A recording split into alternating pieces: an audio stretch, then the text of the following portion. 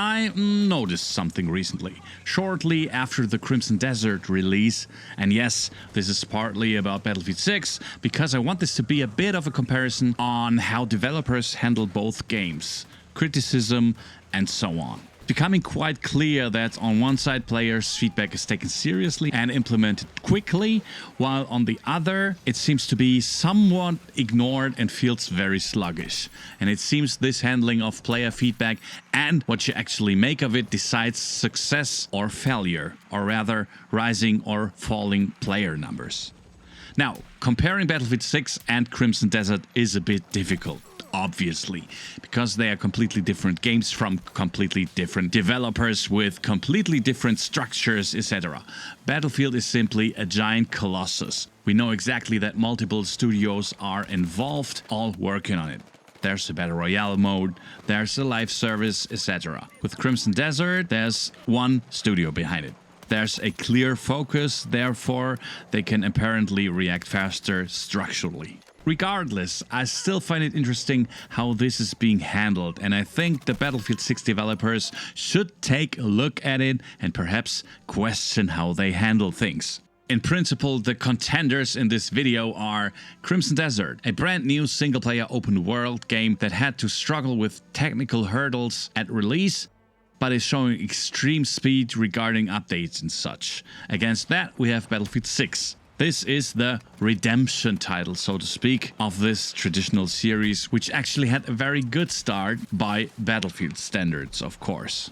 But now, slowly and sadly, and it really hurts my heart, is somehow falling back into old patterns.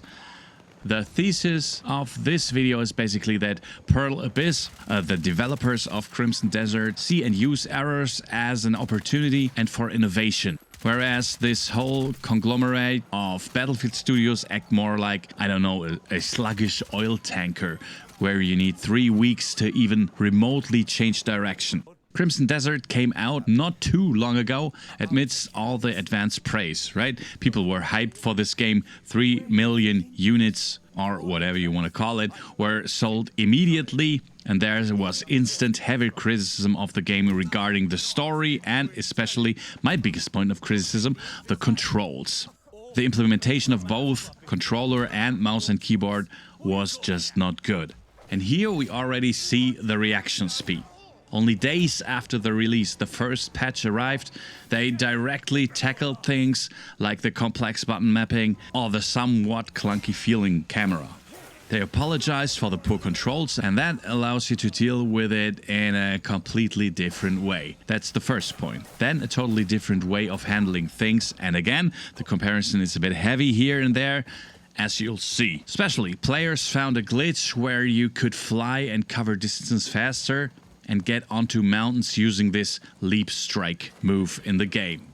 That wasn't intended. It was a glitch. What did Pearl Abyss do? They turned it into a feature. And since patch 1.01, I guess, it's just in the game and you can use it to move faster. It wasn't simply patched out. It was seen as an opportunity because players were obviously quite happy with it and could get from A to B faster. So they just left it in the game, reacted to it, and made the best out of it. And we even heard from the CEO that the story suffered a bit because there was time pressure and they preferred to finish the game technically rather than have a story turn out particularly well. So there's radical transparency here instead of some PR phrases. BF6, on the other hand, had sold 20 million copies. It's the best start for a Battlefield game ever. You could build on that and think, ha! Now we're doing everything right with this game. We'll listen to the community, polish the whole game, see what they want, and bring it into the game.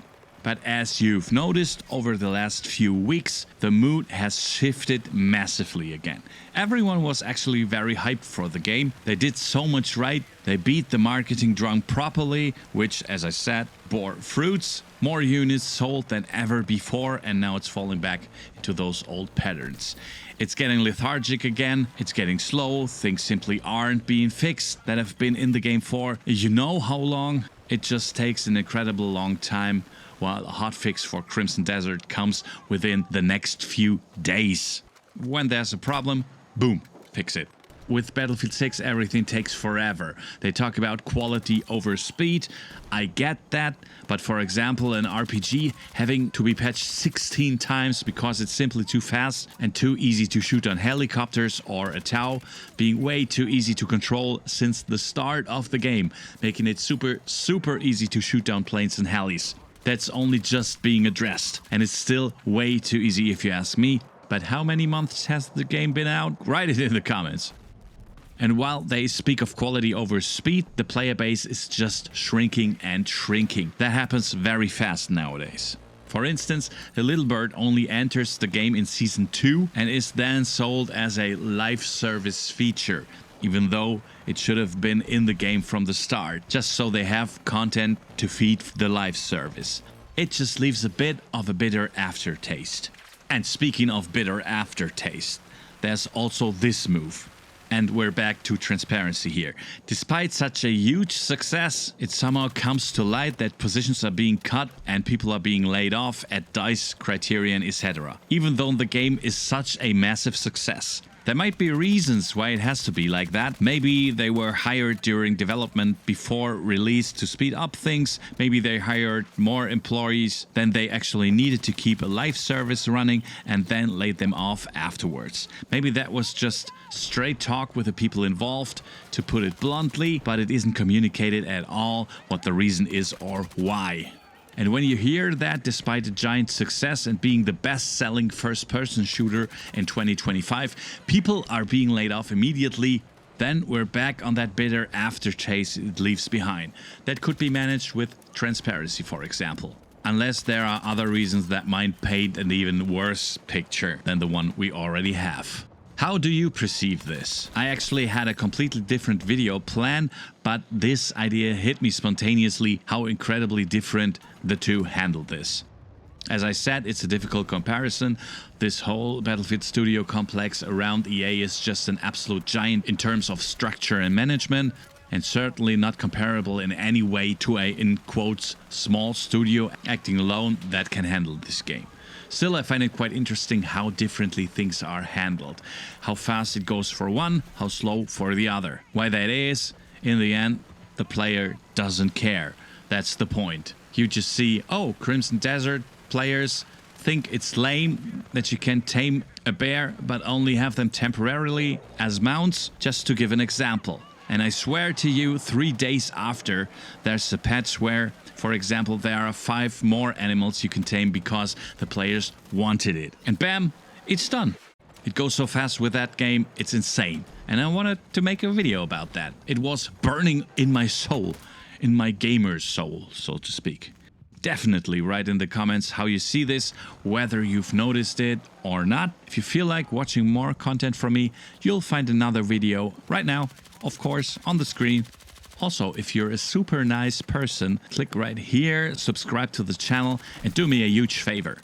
Because then we'll definitely see each other in the next video, and you won't have to rely on the algorithm flushing me into your timeline. See you next time. Bye.